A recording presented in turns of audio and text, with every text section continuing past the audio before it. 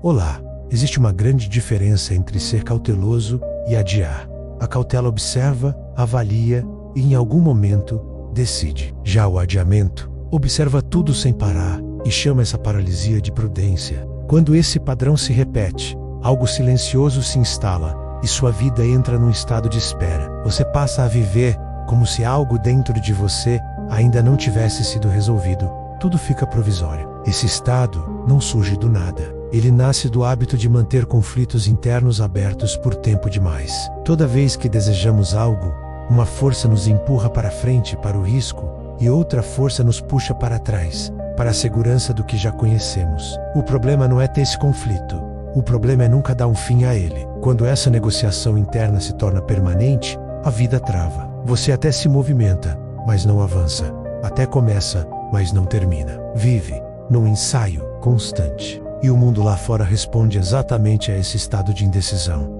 Não por castigo, mas por coerência. A realidade não responde ao que desejamos de vez em quando, mas ao estado que sustentamos com mais frequência. Encerrar essa negociação não é agir por impulso, é reconhecer que a análise já cumpriu seu papel e agora só serve para evitar o desconforto da escolha. Toda decisão verdadeira envolve uma perda. Ao escolher um caminho, todos os outros deixam de existir. A mente tenta manter tudo em aberto para evitar essa perda. Por isso tanta gente prefere viver cansada da indecisão a lidar com a dor de escolher. Mas o custo de não encerrar essa negociação interna é sempre maior. Energia espalhada e uma sensação constante de atraso. Nada muda lá fora enquanto algo ainda negocia aqui dentro. Toda mudança real começa muito antes de qualquer movimento visível. Antes de agir, antes de ter coragem, existe algo mais decisivo, o encerramento interno. A gente acha que muda quando faz algo diferente, mas na prática, a ação só revela uma mudança que já aconteceu por dentro. Existe uma diferença fundamental entre querer algo e já ter decidido. Querer mantém possibilidades abertas. Decidir elimina as alternativas internas. Essa diferença muda tudo. O desejo é emocional, vai e vem. A decisão é silenciosa. Ela não depende de entusiasmo, ela permanece. É por isso que tanta gente diz que quer mudar, mas continua no mesmo lugar. Não é por falta de força, é porque a decisão nunca foi tomada de verdade. O desejo existe, mas ainda convive com condições. Quando eu estiver mais pronto, quando for mais seguro. Essas condições são só adiamentos disfarçados. Existe um relato antigo sobre uma mulher doente há anos que toca nas vestes de Jesus no meio de uma multidão, e ele diz: "A tua fé te curou." A origem da mudança não foi externa. A decisão de ser curada já tinha sido tomada por ela, antes do toque. O gesto foi só a consequência, enquanto você ainda se pergunta: e se não dar certo? E se eu me arrepender? A decisão não existe. Decidir é aceitar o custo da escolha, e quando você decide, o seu corpo é o primeiro a sentir. O corpo relaxa, a respiração aprofunda, a urgência desaparece. A decisão verdadeira raramente vem com euforia, ela vem com calma. Quem decide de verdade fala menos sobre isso. Acreditar não é o suficiente. A gente acredita em algo hoje e duvida amanhã. A crença é instável, depende de estímulo, de humor. Ela é diferente da certeza estrutural. A certeza é silenciosa, gera estabilidade. Ela não surge por pensamento positivo. Mas quando a negociação interna termina, quem alcançou a certeza age mais e fala menos. Não precisa convencer ninguém, nem a si mesmo. Tentar se convencer de algo com frases positivas pode gerar um alívio temporário. Mas o corpo sabe quando algo é apenas discurso. Pense em alguém que acredita que precisa mudar um hábito. Essa pessoa começa e para, vive se justificando. Agora pense em alguém que alcançou a certeza. Essa pessoa ajusta o ambiente, aceita o desconforto e simplesmente continua. A certeza não elimina as dificuldades, mas torna o caminho claro.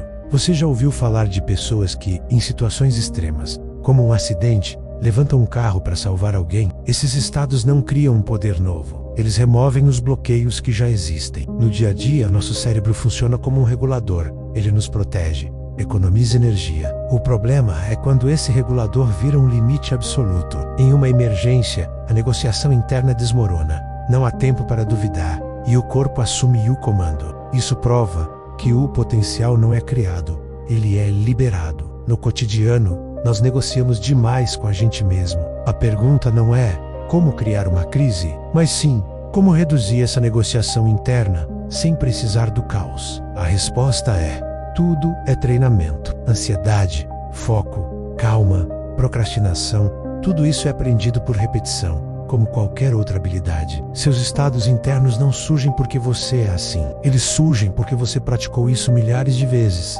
sem perceber. E a gente não muda esperando sentir algo diferente para depois agir. O cérebro aprende pela ação repetida. O estado se ajusta depois da repetição, não antes. Foque em treinar um estado de cada vez. Como responder com menos urgência ou tolerar um pequeno desconforto. Pequenas mudanças repetidas reorganizam estados profundos. Aquilo que você repete se tornará você. E isso nos leva ao estado do já é. Não é uma técnica para enganar a mente. É uma consequência. Surge quando algo termina por dentro. A maioria tenta chegar nesse estado, mas quem tenta chegar ainda está em falta. Este estado se manifesta quando a mente para de precisar da confirmação. Quando o conflito interno acaba, a ação se torna mais simples.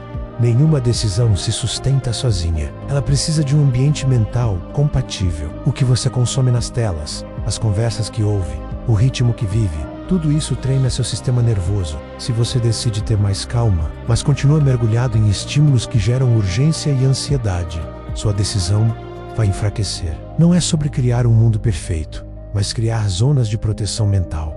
Toda escolha verdadeira exige uma renúncia. Grande parte do sofrimento moderno nasce do excesso de opções. Quando tudo continua possível, menores são as chances de algo se tornar real. Renunciar não é perder liberdade, é organizar a prioridade. Quando você deixa de alimentar caminhos que não vai sustentar, a energia antes espalhada se concentra e o foco surge naturalmente. Por fim, entenda que a ansiedade nasce da nossa interpretação do tempo entre a decisão e o resultado. Fomos treinados para o imediato. Processos profundos não respondem à urgência, respondem à constância. Muitas pessoas falham não por escolher mal, mas por não sustentar por tempo suficiente.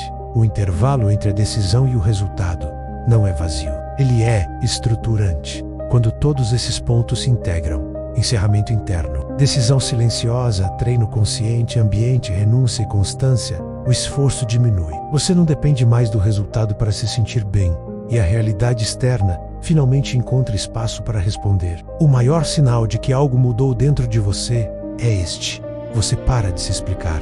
O silêncio se torna confortável, porque não há mais briga interna. Você não se torna aquilo que deseja, você se torna aquilo que sustenta. Obrigado por assistir. Se esse conteúdo fez sentido para você, deixe seu like e se inscreva no canal para mais reflexões como essa.